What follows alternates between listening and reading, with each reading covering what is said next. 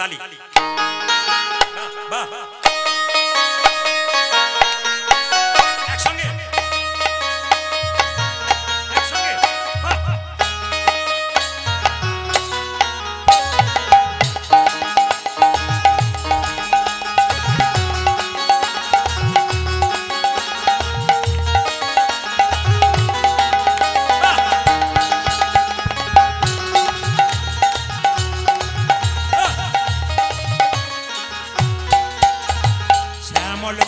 যে হলো আবিরে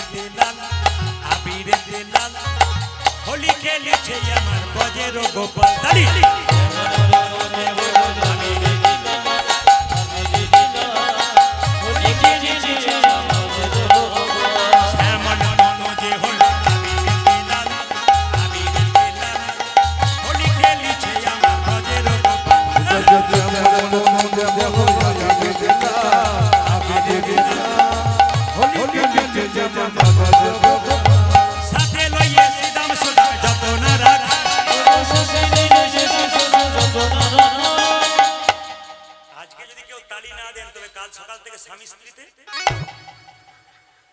আপনাদের বোধহয় হয় তাছাড়া বুঝতে পারলেন কি করে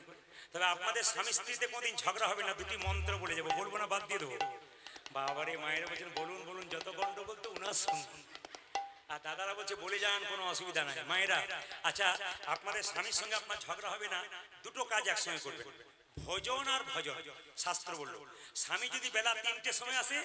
একসঙ্গে খাবেন ভজন ভজন আর সন্ধ্যাবেলাতে স্বামী স্ত্রী একসঙ্গে গোবিন্দের মন্দিরে ভজন ভজন আর ভজন আর দেখবেন যদি স্ত্রী মায়েরা যদি স্বামীর খুব রাগ থাকে স্ত্রী কি করবেন একটা কথা বলাতে স্বামী যখন রেগে যাবে তখন আপনি 2-4টা বলে ফেলবেন আপনি সব গেল রে এই যে দেখেন মায়েরা যদি দেখেন যে আপনার স্বামী খুব রেগে গেছে আপনি 2-4টা বলে ফেলবেন তখন রাগ সামলানোর জন্য একটা কাজ করবেন আপনাদের বুদ্ধি দিয়ে যায় যখন দেখবেন প্রচুর রাগ আপনার স্বামী খুব রেগেছে 10টা বলেছে আপনার এবার রেগে গেছেন আপনার মাথা গরম আপনি 20টা বলবেন তাহলে আরো আগুন বেড়ে যাবে আপনি হাতে জল নেবেন এরকম করে মুখে ভরবেন গিলবেন না ফেলবেন কি বুঝলেন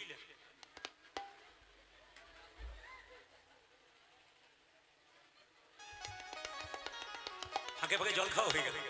তাহলে মায়েরা সবাই লক্ষ্য করুন গিলবেন না ফেলবেন না তার মানে কি সবাই তাকান এতে কিন্তু ঝগড়া হবে না হাত তুলুন শ্যামল তনু যে হলো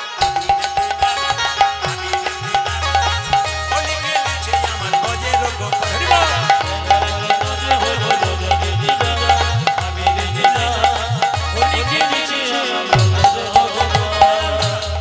ভজনের মাধ্যমে শুনে যান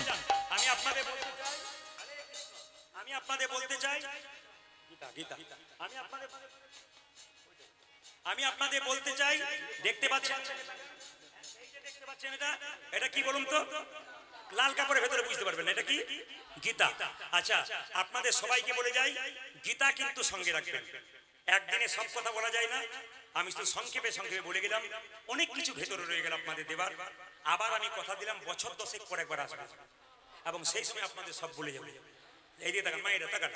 আর 2-4 জন মা বলছে বছর 10 পরে যখন আসবে তখন তো আমি নিতাই গৌর হয়ে যাবো মানে আপনার না কে কখন চলে যাবে বলা মুশকিল তবে মোটামুটি কথা দিয়ে গেলাম বছর 10 পরে টাকা বেঁধে দিকে এই গীতা কিন্তু বাচ্চার ব্যাগে ভরে দেবেন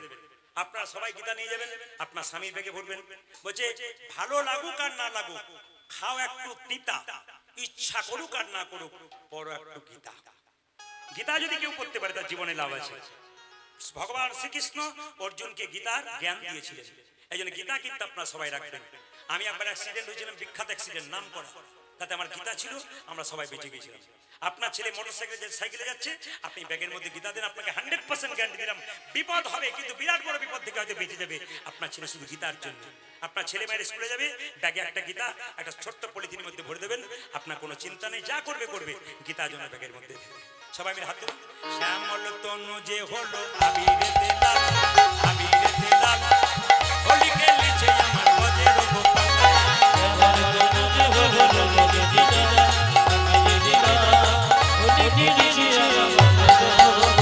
সাথে লইয়ে শ্রীরাম সদা যতনা রাখাল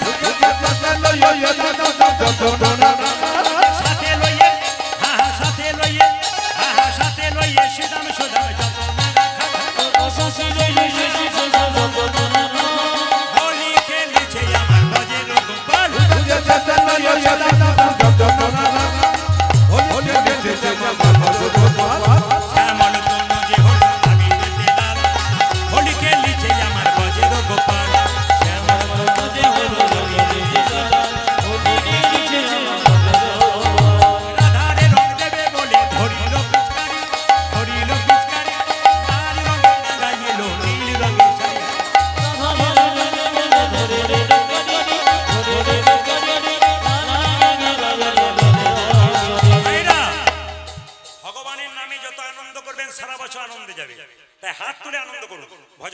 হাত তুলুন। রাধারে রং দেবে বলে ধরিল পিচকারি, ধরিল পিচকারি, লাল রঙে রাঙাইল নীল রঙের শাড়ি।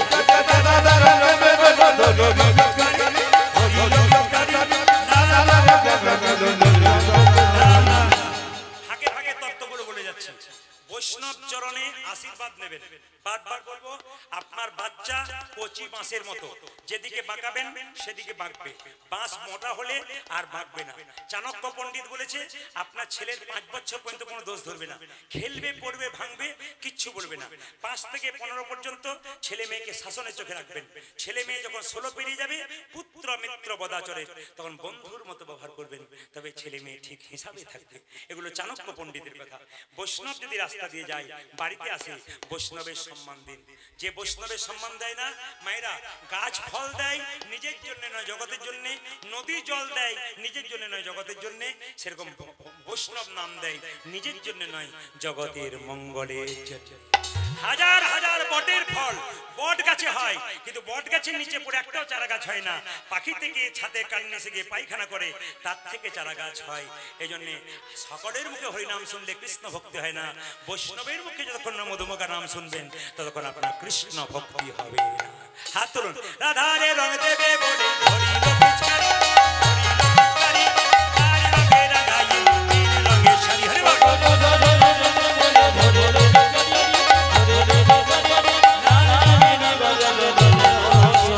রাধা বলে রং দিও না দোহাই নন্দলাল,